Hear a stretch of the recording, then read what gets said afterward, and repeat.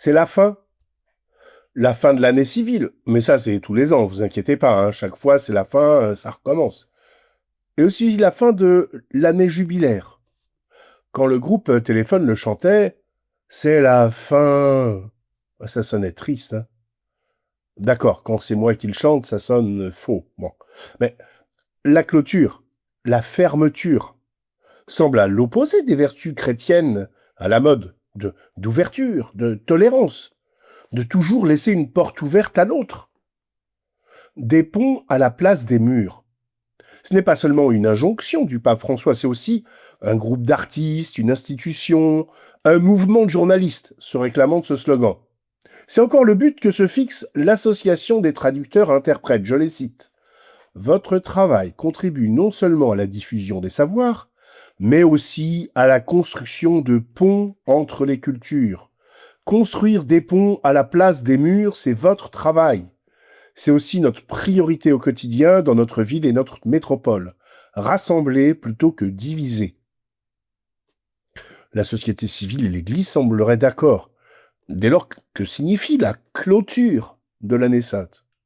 Le retour à une église sclérosée, repliée, recluse, prétentieuse, infréquentable? Car le pape Léon XIV clôturera, il l'a dit, le jubilé ordinaire en fermant la porte sainte de la basilique Saint-Pierre au Vatican. Cela va avoir lieu le 6 janvier 2026, jour de la solennité de l'Épiphanie. Et ça avait été annoncé dès son ouverture, la fermeture de la porte sainte. Le pape François avait formulé le souhait suivant. Que la lumière de l'espérance chrétienne atteigne chaque personne comme un message de l'amour de Dieu adressé à tous, et que l'Église soit un témoin fidèle de cette annonce dans toutes les parties du monde. Bah, on parle que d'ouverture, là. 32 millions de pèlerins sont déjà venus à Rome pour participer aux différentes activités du jubilé. C'est un chiffre important. C'est un chiffre qui nous permet de dire à quel point le peuple de Dieu a accordé une grande attention au jubilé. Alors, pourquoi refermer? Le mot de fermeture a vraiment un caractère péjoratif, hein. Et pourtant, bien des enceintes procurent la vie. Parfois, les enceintes, certes, font trop de bruit. Ça, c'est quand elles augmentent de volume. Je ne vous décris pas l'arsène. Revenons à notre future mère enceinte. En elle se développe une poche hermétique qui seule permet la croissance de la vie.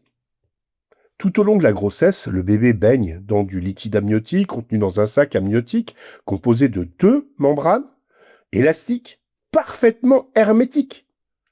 Cet environnement permet de maintenir le fœtus à une température constante, 37 degrés. Il sert à amortir les bruits de l'extérieur, les autres enceintes dont on parlait juste avant, et d'éventuels chocs au niveau du ventre. Ce milieu stérile, fermé, est également une précieuse barrière contre certaines infections. Précieuse barrière explique donc, aux ignares comme moi, les sites de santé en ligne. Précieuse barrière. D'autant que la barrière n'est pas absolue, viens-je d'apprendre en préparant cette chronique. On appelle ce drôle de phénomène microchimérisme, fœtal-maternel. Derrière ce mot barbare se cache une réalité aussi étonnante que méconnue, au moins par moi jusqu'à ces jours-ci.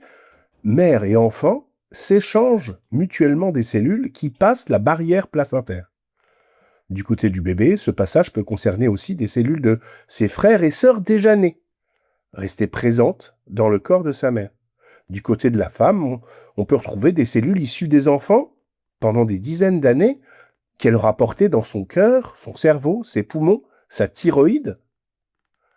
Au moment, se dire que quelques cellules issues de vos enfants battent, peut-être, en ce moment, dans votre cœur de mère, n'est-ce pas sacrément émouvant? J'ai vu une pub à la télé, préconisant elle aussi les barrières. Rien à voir, hein, c'est pour les vaches.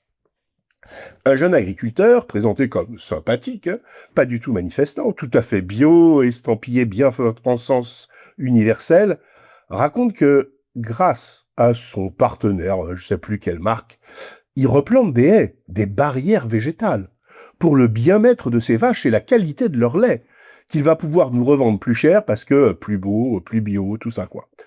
Vive les barrières génératrices de vie et de bonheur. C'est la télé qui le dit. Encore un exemple. Que faut-il pour qu'un circuit électrique fonctionne? Qu'il soit ouvert? Bien au contraire. Pour que le courant passe, le circuit doit être fermé. Dans les dialogues des Carmélites, la Mère supérieure a cette parole magnifique, que l'on pourrait transporter à la clôture. Ce n'est pas la règle qui nous garde, c'est nous qui gardons la règle. De même, ce n'est pas la clôture qui nous garde, c'est nous qui gardons la clôture. Enfin, dans les compétitions sportives, le gala de clôture, la cérémonie de clôture, sont comme le bouquet final d'un feu d'artifice. C'est le principe de la pépinière. Parcelle qui occupe un espace réduit, composé de bonnes terres souples, enrichies de terreau, abritées du froid et des vents. Des conditions idéales de démarrage. Sur cette surface réduite, on sème densément pour gagner de la place et parce que les plants sont amenés à être repiqués. Il est préférable qu'elle soit située près d'un lieu de passage, pour pouvoir y jeter un coup d'œil régulièrement. Le principe est celui d'un semis dense sur une petite surface, ce qui facilite son entretien et sa surveillance par rapport aux ravageurs, limaces, escargots, maladies. On sème densément pour gagner de la place, parce que les plants sont amenés à être repiqués, ouverts pour grandir. C'est le principe de la clôture. Le principe de la clôture, c'est pour favoriser l'ouverture. Exactement comme pour l'année sainte. Le jour de Noël, le rituel de fermeture de la porte sainte de la basilique Sainte-Marie-Majeure a été présidé par le cardinal Rolandas Macricas. Le cœur de Dieu reste ouvert, a souligné l'archiprêtre de la basilique, qui a demandé de s'ouvrir à l'écoute de la parole, à l'accueil de l'autre, au pardon. Quelle ouverture, le pardon. L'espérance est une lumière à traduire en prière et en attention aux pauvres pour être une église avec l'évangile entre les mains et le frère dans le cœur. De même, samedi 27 décembre, la porte sainte du Latran a été fermée. Aujourd'hui, en fermant la porte sainte, nous élevons vers le Père l'hymne de gratitude pour tous les signes de son amour pour nous, tout en gardant dans notre cœur la conscience et l'espoir qui restent ouverts à tous les peuples. Son étreinte de miséricorde et de paix, a déclaré le cardinal qui a présidé le rite de fermeture. Une fermeture qui demande que nos cœurs restent ouverts. Car même si la porte sainte est désormais fermée, le ressuscité la traverse. Il passe à travers. Il ne se lasse pas de frapper et d'entrer pour offrir et trouver miséricorde. D'ailleurs, a-t-il rappelé, à la fin des temps, nous serons jugés par l'amour, par notre capacité à nous ouvrir, à reconnaître tous les hommes comme nos frères.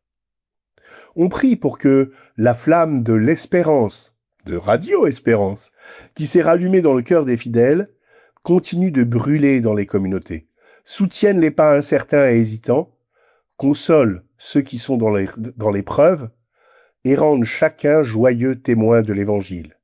Cette fermeture débouche sur une ouverture.